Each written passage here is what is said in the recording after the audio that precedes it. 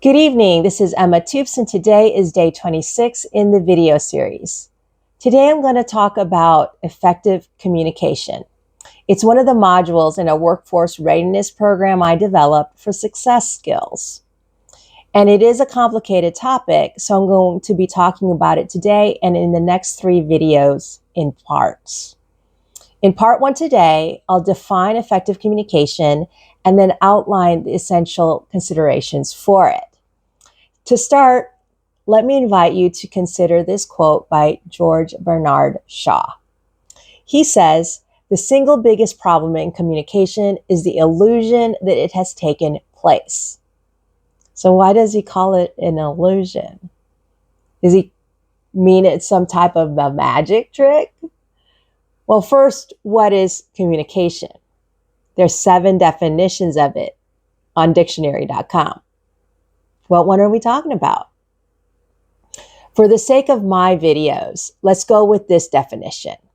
It's the act of sharing knowledge or information through some means of exchange.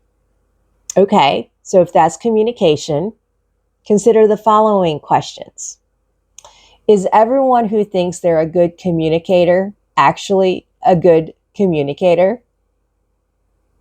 Does a message sent equal a message received? Does a message sent and received mean it was understood properly? Have you or someone else ever said, "Oops, that's not what I meant," or "That's not how I understood it"? Communication by itself isn't enough for your message to be understood. Effective communication is when the message sent is the one intended and that message is received and understood the way it was intended. It's challenging because it's a complicated process. It's one that requires people in the process to be intentional and attentive. And you kind of have to understand people and the message as it's being delivered. Many people are sloppy when they communicate. They're not paying attention. They are also maybe just not adjusting what they're saying or what they're understanding as the message plays out. Because of these various things where people are or are not doing the things that they need to, there's understandings that are flawed, miscommunication, and ineffective communication is more often what people experience. So here are the essential considerations for effective communication. You have to consider your audience, the content or the purpose of the message, the environment for it being delivered, the delivery means for how you're going to send it, and also the urgency and whether or not there is any type of actions due immediately or otherwise on receiving the message. So here's an example that just kind of illustrates how you might apply these different considerations. If I were a medical doctor and I had a message to deliver that had to do with high blood pressure and its effect on long-term health, it would probably be delivered a little bit differently because of context in the situation.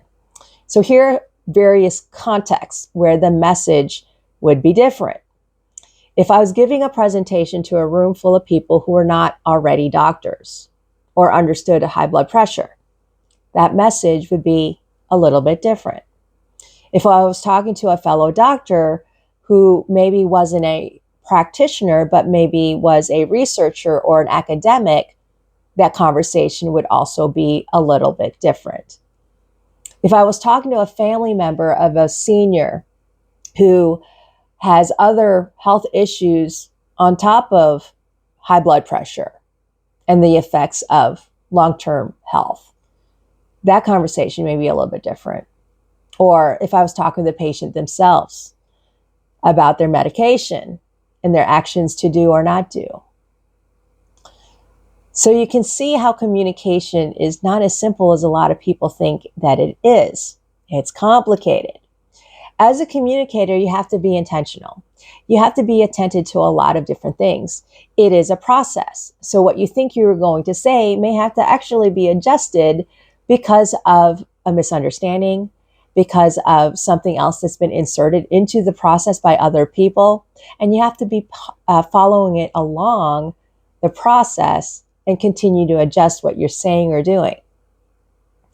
That's all I have for today. Come back tomorrow for part 2. I'm going to be talking about hearing versus listening and giving you some active listening tips. So I'll talk to you next time.